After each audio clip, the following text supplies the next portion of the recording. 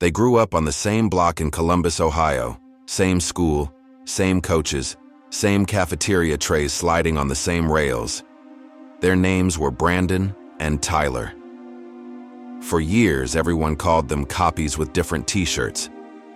At the beginning, the split was almost invisible. When Brandon missed the bus, a neighbor happened to stop and give him a lift. When Tyler missed it, he walked. When Brandon forgot homework, the teacher granted an extension. When Tyler forgot, he took the 0. Small things, easy to dismiss. Then came college. Both collected rejection letters. Then Brandon got a last-minute phone call from an alum who offered to recommend him. He went to Chicago. Tyler went to community college and worked nights. Summer jobs followed the same pattern. Brandon bumped into a guy whose sister ran a paid internship. He spent the summer in an office with mentors and air conditioning. Tyler stacked boxes in a warehouse with a fan that didn't work. The gap widened with age. Brandon dated, married, closed on a townhome. Tyler watched 2 relationships unravel. Tyler got laid off the same week his transmission blew. He paid for an ER dental bill in the same month his landlord sold the house. His bad breaks never arrived alone. They lined up. Meanwhile, Brandon kept landing on improbable soft ground. A random conversation at a wedding turned into a job lead. One question at a conference got him recruited. He bought a stock as a joke, and it doubled. People around him said the word lucky the way you say, of course. By their 30s, the 2 men looked like different species, not 2 boys from the same street. At reunions, people praised Brandon with reverence, as if he had been selected. They spoke of Tyler softly, like misfortune might travel on volume. From the outside, Tyler's life looked like a string of wrong place, wrong time events. The wrong gate, the wrong weather, the wrong shift, the wrong human. What hurt was not one disaster, but the accumulation. The sense that reality kept voting against him while voting for his friend. 2 kids started on rails that ran side by side. Over the years, those rails bent apart without one clear moment of fracture. No dramatic sin, no single fatal choice, just a drift that hardened into a canyon.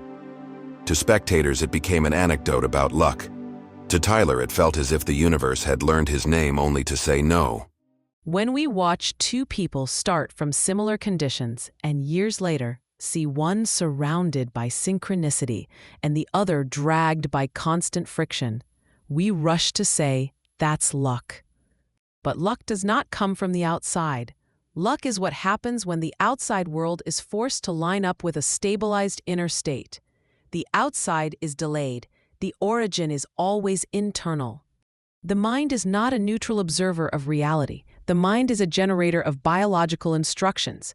Every thought produces an electrical signal in the brain. Every electrical signal creates a chemical messenger in the body, and those messengers train cells, hormones, receptors, and over time even gene expression. A thought held long enough becomes a state. A state held long enough becomes an identity. And once identity is fixed, the trajectory of life is no longer mysterious. It becomes consequence. People we call lucky don't have a secret channel to randomness. They have a body and brain that spend more hours per day in coherence, meaning intention, attention, and emotional state are aligned. When the nervous system enters autonomic coherence, the body stops stealing energy from growth to fund defense. In that condition, problem-solving, clarity, creativity, detection of weak signals, and willingness to explore all rise. From the outside, this looks like more opportunities show up. In reality, the difference is simply in the slice of reality that becomes visible when the brain is not in threat mode. People living in chronic stress, often without realizing it, do not explore, do not try, do not see. Not because they can't, but because their nervous system has one priority: survive, not create. A survival brain produces survival thoughts. Survival thoughts see danger, not possibility. Attention locks onto worst outcomes, and attention drives choices. The behavior shrinks the world, and the world returns evidence that nothing good ever happens. This is not misfortune. It is a closed loop of internal state and external confirmation. Those we call lucky do one thing that looks small but is radical. They change their inner state before they have outer proof. They decide the emotion of the future they want must be practiced now, not later. Instead of waiting for an event to justify gratitude, trust, or abundance, they train those states like a neural muscle and bring them into the present as if they were already true. The body is immersed daily in chemistry, consistent with a future not yet arrived. That chemistry changes posture, voice tone, eye contact, reaction speed, persistence, tolerance for rejection, decision quality. It multiplies attempts, reduces withdrawals, expands contacts, and keeps course while others stop. The sum of these small behavioral shifts, repeated for months or years, produces diverging outcomes. Externally, that is called luck. Internally, it is identity arriving before evidence. There is no manifestation without a body trained to feel the emotion of the result in advance. There is no quantum leap without an inner discontinuity that makes it congruent. There is no law of attraction that operates without changing the physiology of the mind and the emotional register of the body. What people call magic is just the cumulative effect of prolonged inner coherence, until the external world can no longer remain out of sync with who you have become. The unlucky are not punished. They are programmed to repeat the same internal signature, the same thoughts, the same emotions, the same horizon, and repeated identity always produces repeated outcomes. The lucky are not favored. They interrupted the inner repetition and wrote a new state long enough for the world to follow. This flips the core assumption. It is not the outside that justifies how you feel. It is how you feel that over time instructs the outside to conform. As long as you wait for an event to change your state, you are in effect. The moment you change state without waiting for any event, you become a cause. And what others will call luck, chance, destiny, grace is just that inner causality becoming visible in time. If you see yourself in Tyler, if you feel like you're the one things keep skipping over, then you need more than motivation. You need a mechanism to flip the state that keeps reproducing the same outcomes. Below are 3 concrete ways to change that state now, not someday. These are the exact levers that would begin to collapse the gap between a Tyler life and a Brandon life. 1. Drop the unlucky identity. Tyler kept replaying the same inner headline. Nothing ever works out for me.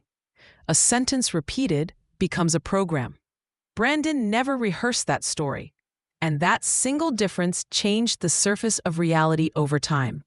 If you want your timeline to bend, that headline must stop. When something unwanted happens, say, "This is residue from who I was, not evidence of who I am."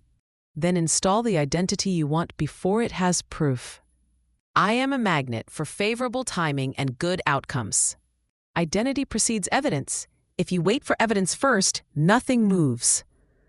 2. Rehearse the emotion of receiving before the receiving. Brandon felt like someone life cooperates with before life openly cooperated. Tyler felt resisted, and the world simply confirmed his state. Sit for 60 seconds each morning and feel the exhale you would have if things finally broke your way. Not the car, not the job, the relief, ease, and certainty that would appear after it arrived. The nervous system does not transmit objects, it transmits states, and states set trajectories. 3. Act on synchronicity, not just logic. Brandon's turning points came from stray conversations, random asks, and gut impulses he actually acted on. Tyler waited for logic to bless every move, and logic only repeats the past. When a name appears in your mind, when a coincidence lines up, when a soft urge says, "Do it anyway," act on it. These micro moves are how timelines fork. Quantum jumps do not honor the old rulebook, they honor the state from which you choose. As long as you wait to feel different after life changes, you stay Tyler. The moment you feel different before anything changes, you begin to become Brandon. To send a strong signal to the universe, write in the comments, "I am a magnet for favorable timing and good outcomes." You will feel different starting today. Thank you, and see you in the next video.